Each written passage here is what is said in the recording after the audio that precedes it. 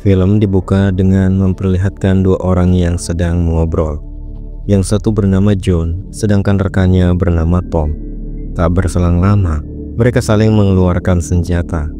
Ternyata, mereka sedang berada di tengah kericuhan bersenjata. Di lokasi itu terlihat banyak sekali mayat berserakan. Ketika sedang mengecek tempat tersebut, tiba-tiba John melihat seseorang menggunakan pedang untuk membunuh, dan baku tembak pun terjadi.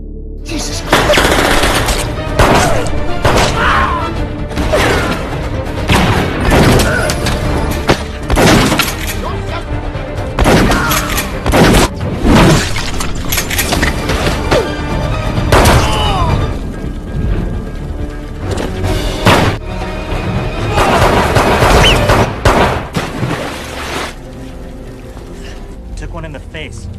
Mereka kemudian membicarakan seseorang bernama Rogu. Namun, agar lebih mudah kita sebut saja Jet Li. Jet Li ini adalah sosok yang dianggap sebagai mitos karena belum pernah terbukti keberadaannya. Dia pernah bekerja untuk Triad dan kini dirumorkan bekerja untuk mafia Jepang yaitu Yakuza. Jet Li memiliki ciri khas menggunakan peluru dengan selongsong titanium. Hal itu pula yang baru saja ditemukan oleh John. Tak lama kemudian, polisi San Francisco datang. John dan Tom pun menunjukkan identitas mereka. Ternyata keduanya adalah agen FBI. Beberapa hari kemudian, John menelpon Tom untuk menanyakan kasus mereka kemarin. Namun Tom mengatakan bahwa jasad Jet Li yang ditembak olehnya tidak ditemukan. Di kesempatan itu juga John menyampaikan bahwa ia akan berkunjung ke rumah Tom. Tak jauh dari rumah kayu milik Tom, tampak sebuah mobil terparkir. Dari mobil itu keluar seseorang membawa pistol dan berjalan menuju rumah Tom. Tak berselang lama, orang bertopeng tersebut menyerang istri Tom dan menembaknya tepat di mulut.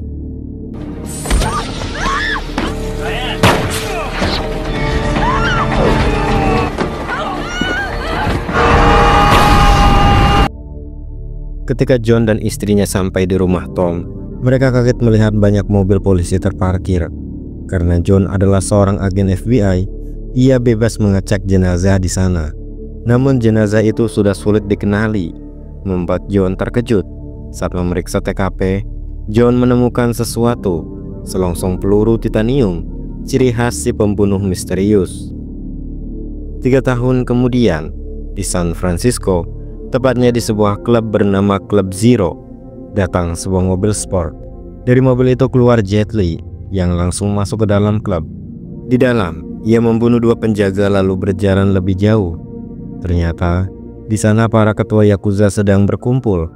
Jet Li membuka aksinya dengan membunuh seorang pria yang sedang bersama seorang perempuan. Mendengar suara tembakan, para ketua mafia langsung bersiap dengan senjata masing-masing.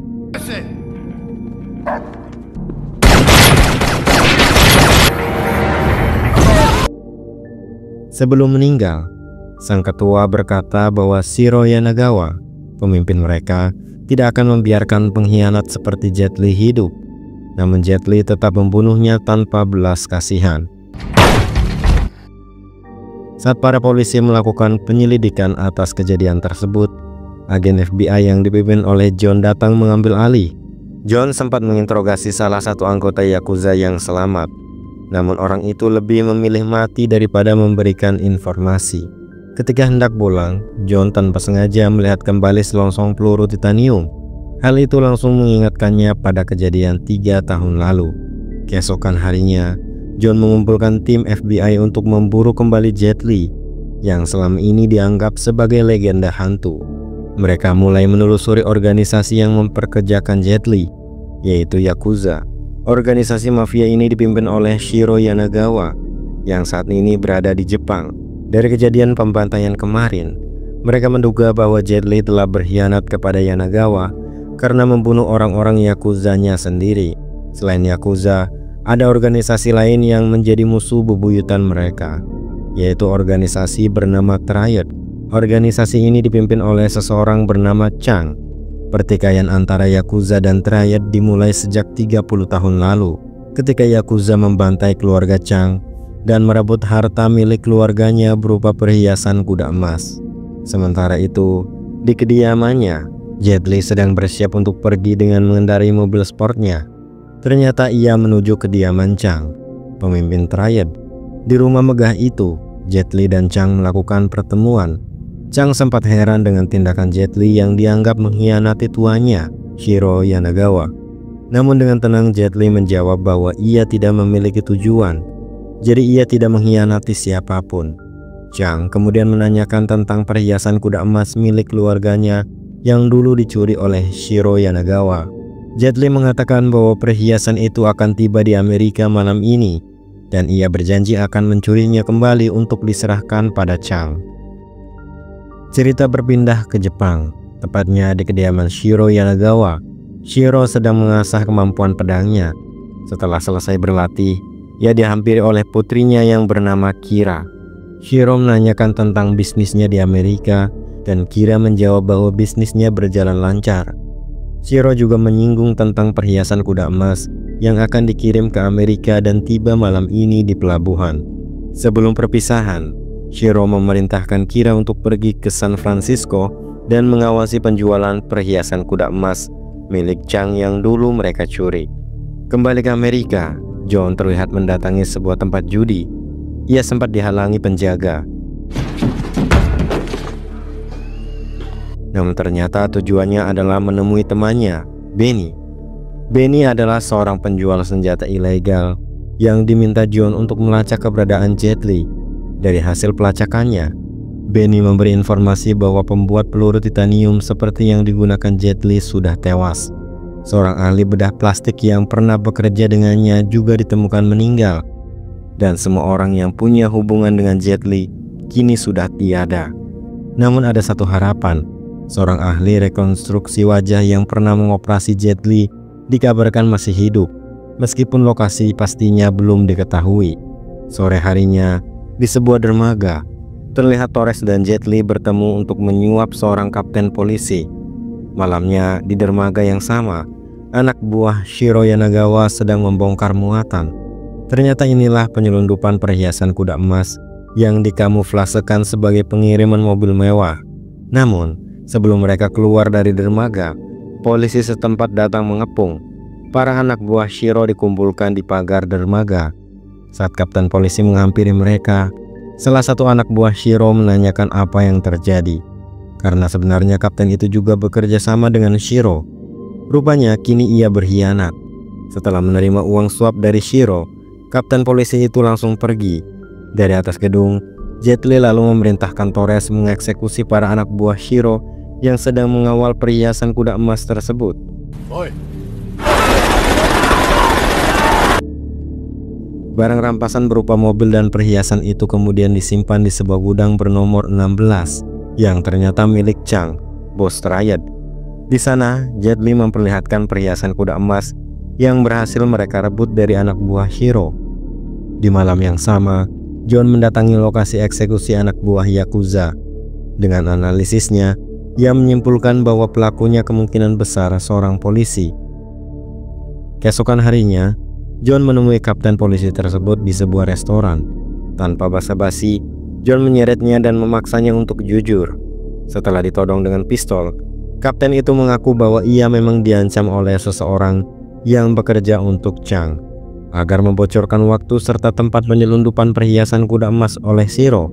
Namun sebelum informasi lebih detail keluar, saat mereka hendak meninggalkan restoran, kapten polisi itu ditembak tepat di dada hingga tewas. Penembaknya adalah Jet Li. Mengetahui hal itu, John langsung melakukan pengejaran.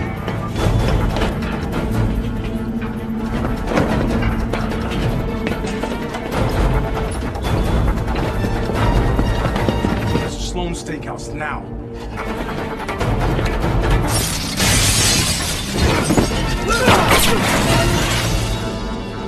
Namun hasil pengejaran John nihil.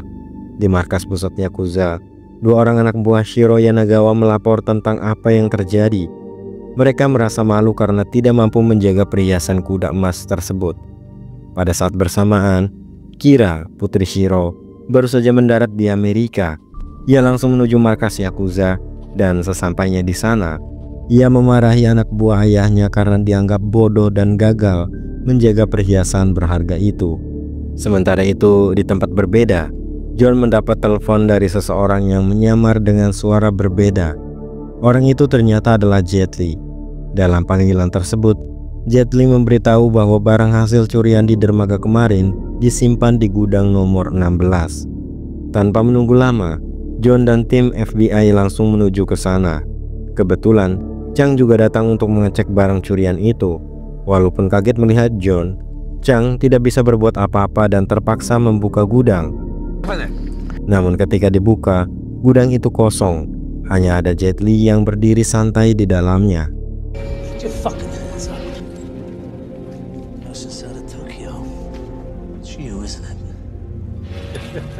John sadar bahwa Jet Li lah yang menelponnya tadi, sekaligus orang yang selama ini ia cari. John berusaha mengintimidasi, tetapi Jet Li tetap tenang.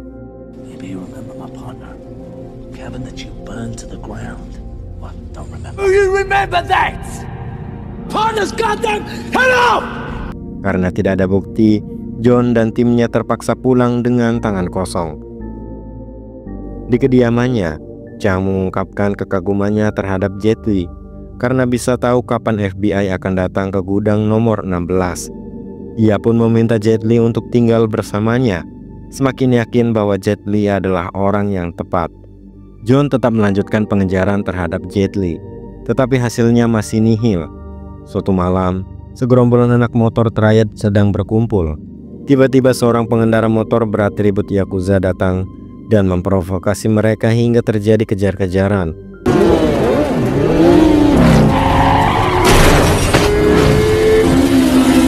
Pengejaran itu berhasil di wilayah Yakuza dan baku hantam pun pecah. Rupanya dalam semua itu adalah Jet Li yang sengaja mengadu domba Yakuza dan Triad.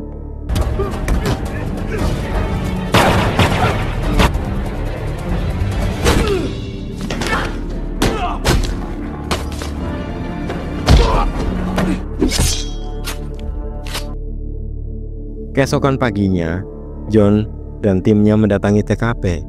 Dari jejak dan simbol Yakuza di lokasi, mereka menyimpulkan bahwa Triad akan balas dendam dan perang besar bisa pecah kapan saja. John lalu menyusun rencana untuk mengintai semua tempat yang mungkin jadi sasaran Triad.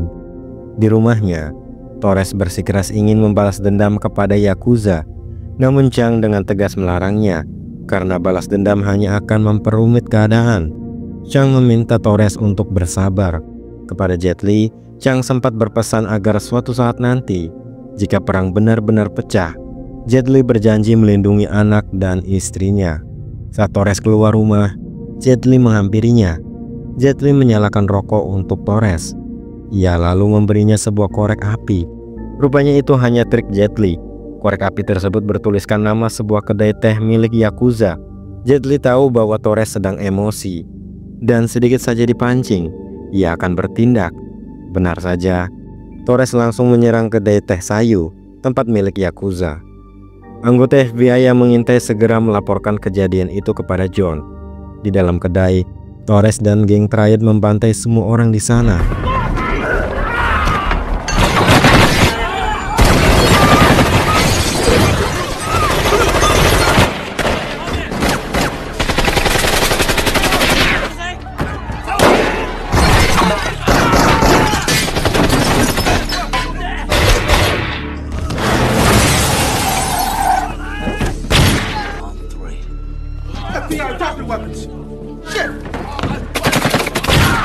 Namun, ketika situasi sudah dikuasai FBI, Torres berhasil lolos. Damn it, guys, this is fucking.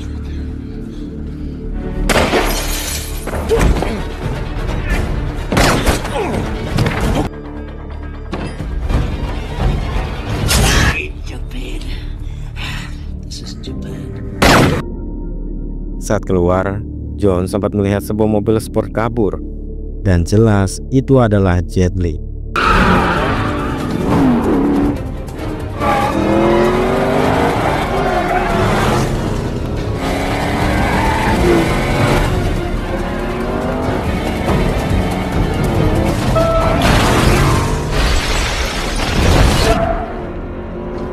John gagal menangkapnya. Sesampainya di rumah, John mendapat telepon dari Benny. Benny menemukan bahwa ahli bedah plastik yang dulu mengubah wajah Jet Li masih hidup, bersembunyi di sebuah desa kumuh di Meksiko. John segera mendatanginya.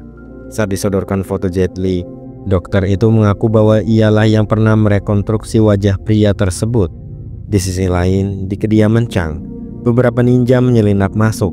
Saat Chang sibuk dengan berkas-berkasnya, Torres tiba-tiba muncul dan menodongkan pistol. Torres merasa dikhianati karena keinginannya membalas dendam tidak pernah disetujui.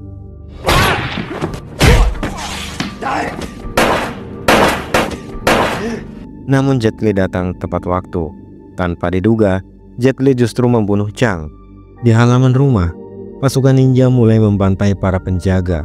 Sementara seseorang dari jauh merekam kejadian itu dengan kamera. Di dalam rumah, Jet Li menyingkirkan para penjaga, lalu masuk ke kamar anak dan istri Chang. Meski begitu, ia tidak membunuh mereka. Saat keluar, ia disambut anak buah Shiro yang ikut serta dalam rencana ini. Mereka ingin memastikan Chang dan keluarganya benar-benar mati. Namun Jet Li berbalik dan membantai semua anak buah Shiro tersebut.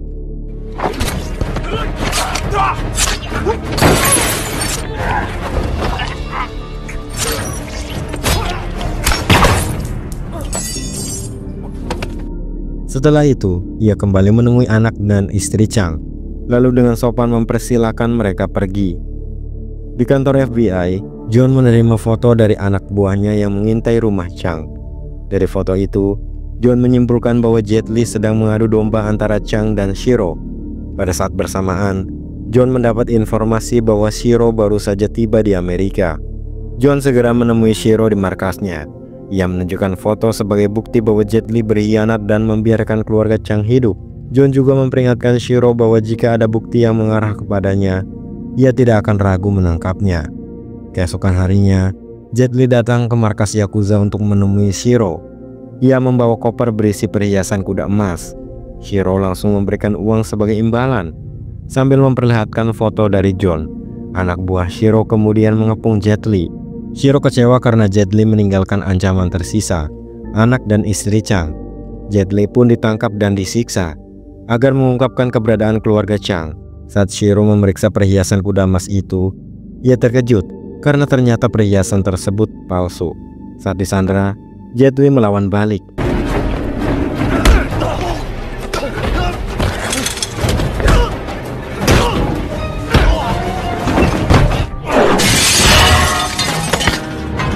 Ia meledakkan tempat itu.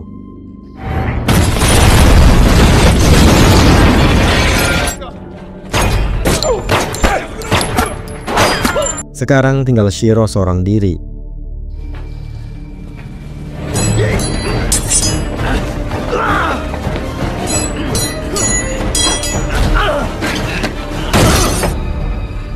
Dalam duel pedang itu, Jet Li sambil menceritakan motif di balik semua tindakannya. Ternyata, Jet Li sebenarnya adalah Tom, teman John yang dikira tewas di awal film. Anak dan istri Tom memang dibunuh oleh suruhan Shiro. Tetapi Tom sendiri berhasil selamat setelah membunuh para penyerang. Demi membalas dendam, Tom kemudian mengubah wajah dan suaranya melalui operasi, hingga ia dikenal sebagai Rogu. Semua itu dilakukan hanya untuk satu tujuan, menghancurkan Shiro Yanagawa. Mengetahui kebenaran itu, Shiro yang sudah terluka parah berkata bahwa John sebenarnya menjadi jembatan atas kematian anak dan istri Tom. Ia menyingkap fakta mengejutkan. Selama ini John adalah pengkhianat FBI yang diam-diam bekerja untuk Shiro. Mendengar itu, John dipenuhi amarah dan langsung memenggal kepala Shiro tanpa ragu. Dengan emosi yang masih membara, ia berjalan keluar meninggalkan tempat tersebut. Keesokan harinya, Tom alias Jet Li menelpon John, mengajaknya bertemu di lokasi terakhir mereka pernah bertugas bersama. Ketika tiba di sana, John datang bersama salah satu anggotanya. Pertemuan itu seketika berubah menjadi pertarungan sengit.